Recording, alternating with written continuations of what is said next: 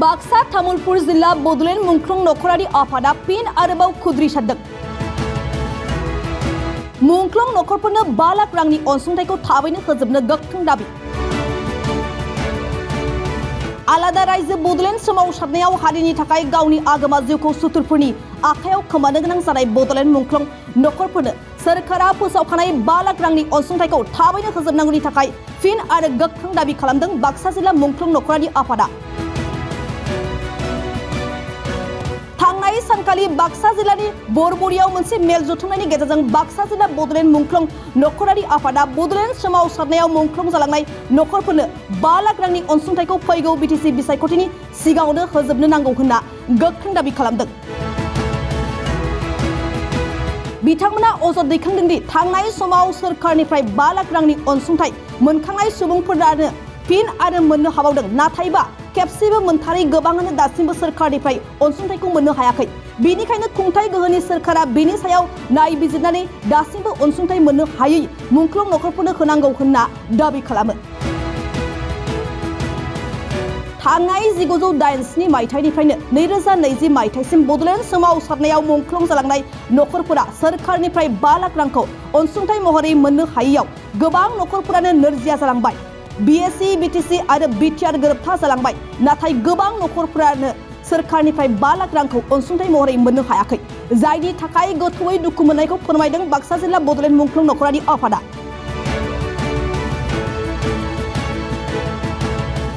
मख'नो नांगोन दि बाक्सा जिल्लानि बड'लेण्ड मुंख्लं नखरफोरा सोरखारनिफ्राय फोसावनाय 5 लाख रांखौ गोबाङानो मोननो हायाखै। बाक्सा तामुलपुर जिल्लायाव गासै 909 मुंख्लं नखरफोरानो सोरखारनिफ्राय 5 लाख रांनि अनसुंथाइखौ मोननो हायाखै होनना बाक्सा जिल्ला मुंख्लं नखरारि आफादनि आफादगिरि सन्दीप बर'आ फोरमायथियो। जायनि थाखाय आद्रा थानाय नखरफोरनो अनसुंथाइखौ थाबैनो होजोबनो बिटिआरनि गाहाय मावफुंगिरि प्रमद बर'खौ खावलायदों। खुंथाय गोहोनि सोरखारा मुंख्लं नखरफोरनो 5 लाख रांनि अनसुंथाइखौ फैगौ बिटिसि बिसायख'थिनि सिगाङाव होजोबनो हायाब्ला फैबाय थानाय बिसायख'थिनि समाव गोख्रों राहा लागोन होनना बाक्सा जिल्ला बड'लेण्ड मुंख्लं नखरारि आफादनिफ्राय हुमखि होयो।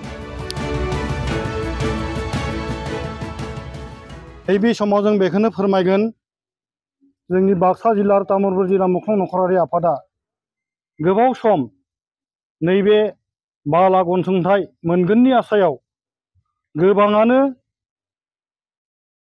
नाजाबोबाय, नाजासेयावबो नैबे 5 लाख अनसुंथाइ जों दासिमबो मोनफुंनो हायाखै।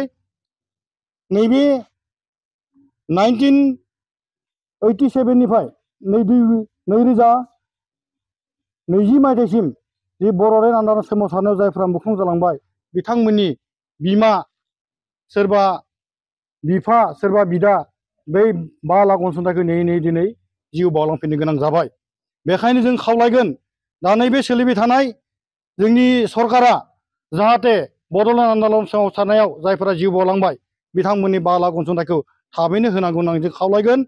आरो जों बेखौनो फोरमायगोन, मानोना गोबां समनि गेजेराव बिथांमोना नोंथांमोननि खामानिखौ मावगासिनो दं होननानै बुंदों, नाथाय नै दाख्लैबावैसो जि बिटिआर एकर्ड दे जि फालिनाय, बे फालिनायाव जायफोरनो 5 लाख अनसुंथाइ होबाय, नाथाय बेवहाय जों गोबांखौनो डाबल होनायखौ जोङो नुनो मोनदों। बेखायनो जायफोरा दासिम सोलिबाय थानाय गभर्नमेन्ट बा सरकार बिथांमोना बेखौ सालिजिराजि नायफिननो थाखाय जों खावलायदों। नङाब्ला जों माने गुबुन राहा लानो थाखाय जोंनि बाक्सा आरो तामुलपुर जिल्ला मुंख्लं नखरारि आफादा मोनसे थांखि लाबाय। बेखौनो जों फोरमायगोन, फैबाय थानाय जि बिटिसि इलेक्सन, बै बिटिसि इलेक्सनाव जोङो माने नैबे 5 लाख अनसुंथाइखौ जोङो जे होआ, अब्लानो जोङो गुबुन लामा लानो गोनां जागोन, बेखौनो जों फोरमायदों। आरो तामुलपुराव गासै बेसेबांसो मुंख्लं नखर दंबावो? जोंहा बाक्सा आरो तामुलपुर जिल्ला हिसाबै 909 नखरा दा नैबे अनसुंथाइखौ मोननो थाखाय आद्रा दोङो। बेवहाय जोङो नोंथांमोननिफ्राय मिथिनो मोनदों खायफाया डाबल मोनदों होननानै बुंदों, माबोरै बिदि जाथावगोन होननानै नोंथाङा सानदों? बे बाथ्राखौथ' जों गोबां बार सावरायबाय, सावरायनायनि गेजेरजों बिथांमोना सालिजारि नायगोन होननानै बुंदों। थेवब्लाबो नैबे समाव जों जि मिथिनाय बायदिब्ला माने नै दाख्लैबावैसो जि बिटिआर एकर्ड दे माने गोरोबथा सान, बै दिनखालि होनाय लिस्टखौ बिथांमोना मिडियानि गेजेराव फोसावाखै सोर होनानै माने आगोलनि जि लिस्ट बे लिस्टखौनो बिथांमोना लाफिननानै नैबे दा 5 लाख अनसुंथाइ होनानै गोबां न'खरानो माने डाबल मोनबाय होननानै जों मिथिबाय। बेयाव जोङो तथ्य दङ थेवब्लाबो जोङो मुंफोरखौ मख'ला।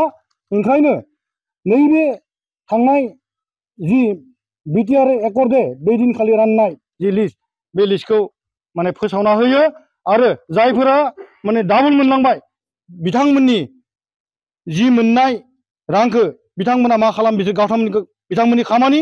थेवब्लाबो जों खावलायगोन जाहाथे फैबाय थानाय बिटिसि इलेक्सननि सिगां जुदि जोंनि बे बाक्सा तामुलपुर जिल्लानि 99 न'खरा जुदि 5 लाख अनसुंथाइखौ मोनाब्ला जों माने गुबुन राहा लासिगोन होननानै जों फोरमायखाबाय।